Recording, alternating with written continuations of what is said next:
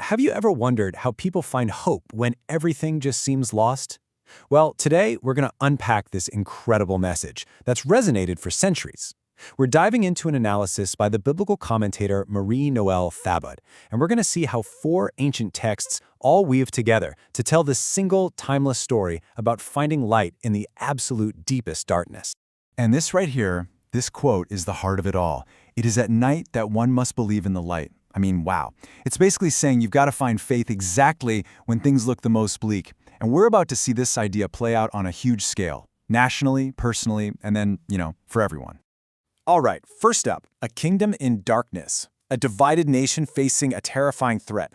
And to really get the power of this message, we've got to go way back in time. We're talking the 8th century BCE, a time of serious crisis and fear for the people of Israel.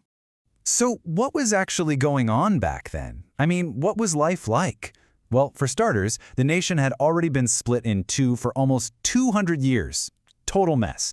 And then, as if that wasn't enough, this terrifying superpower, the Assyrian Empire, starts knocking on the door. So you've got this time of just massive political instability and, frankly, existential dread. People were scared.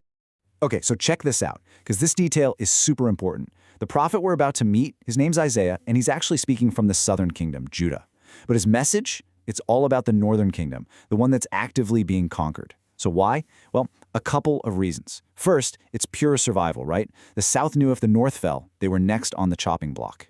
But second, there was this deep, deep hope that one day the whole nation could be one again. And it's right into that darkness that this new message comes.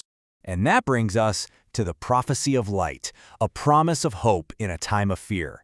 And listen, this is not just some nice, hopeful poem. No way. This is a direct political and spiritual response to the crisis we just talked about.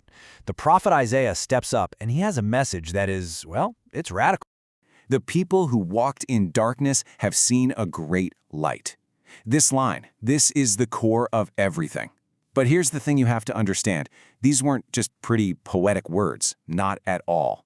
Thabot's analysis points out that this exact phrase, a great light, was actually part of the official ceremony when a new king was crowned. The arrival of a new king was always seen as a new dawn, like a brand new sunrise for the entire kingdom. So here's what this meant for the people hearing it right then and there. This prophecy wasn't about some far-off future, no. It had an immediate, tangible meaning. Isaiah was pointing to a real person, the young prince, Hezekiah, and basically saying, look, right there, he's our sign. He is our new dawn. God hasn't forgotten us. I mean, can you imagine? It was a powerful political statement meant to pull people back from the absolute brink of despair.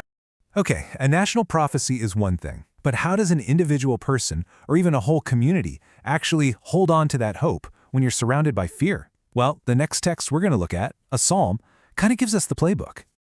So to really get the Psalms, we need to understand this key term from Thabot's commentary, revêtement. It's a French word that means something like cladding or coating. The idea is that a psalm might be written in the first person. I feel this, I am afraid, but it's actually the entire nation speaking through that one voice. It's like the nation is clothing its collective experience in an individual story.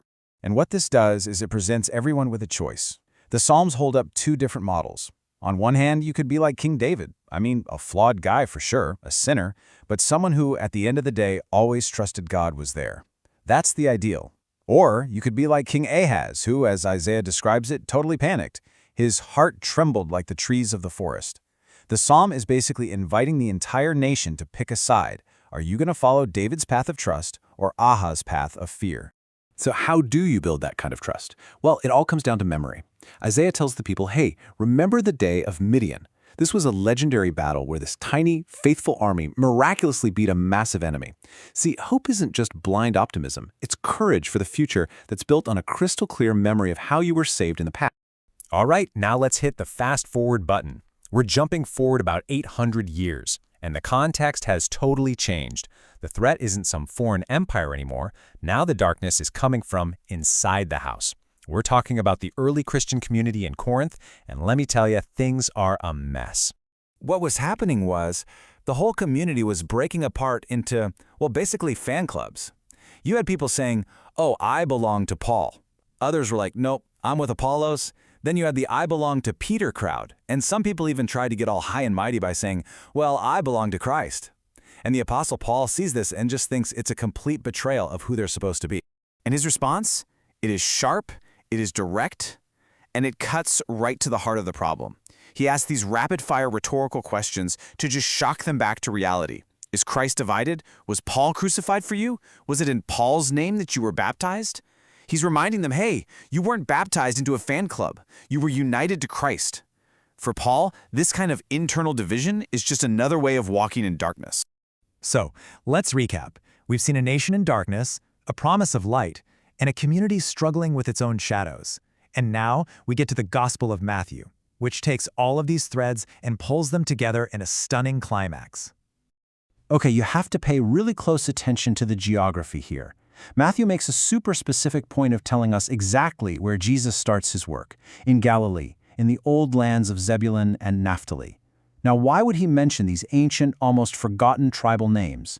Because for his original audience, hearing those names was like a giant flashing neon sign. And then he does it. Matthew quotes Isaiah directly. The people who lived in darkness have seen a great light. He's making the connection completely explicit. He's basically shouting from the rooftops, hey, remember that promise made centuries ago to those northern lands, the first ones to fall into darkness? That promise of a new king, a new dawn? Guess what? It's happening. Right here, right now. So what Matthew's doing here couldn't be clearer. He's presenting Jesus as the ultimate, definitive fulfillment of that ancient hope. The light that Isaiah prophesied has finally, fully dawned. And because it's dawning in Galilee of the nations, a real crossroads of the world, this light isn't just for one little kingdom anymore. It's for everyone. So, after all that, what does this whole journey through darkness and light really mean for us today? Well, this final section wraps the entire story into one really profound idea. Like Marie-Noelle Thabit puts it so well, what we've just walked through together is basically a masterclass, a homily on hope. It's a pattern you see again and again. You have a crisis, then you have the memory of how God was faithful in the past, then comes a promise of future light, and finally, the fulfillment of that promise. And this brings us to the final and maybe most powerful takeaway of all. Thabit quotes the writer Andrei Shiraki, who offers this absolutely incredible definition. Hope is the memory of the future. Now, what on earth does that mean? Well, it means that by remembering this whole story, by remembering how God brought light to a kingdom in darkness, how he fulfilled his promises, we build up a memory of a future we can actually trust. Our faith in what's coming is based on the real, concrete story of what has already happened. And that leaves us with one final question to think about. Based on the moments of light that you have seen in the past, in your own story or in the stories of others, what is the future that you remember?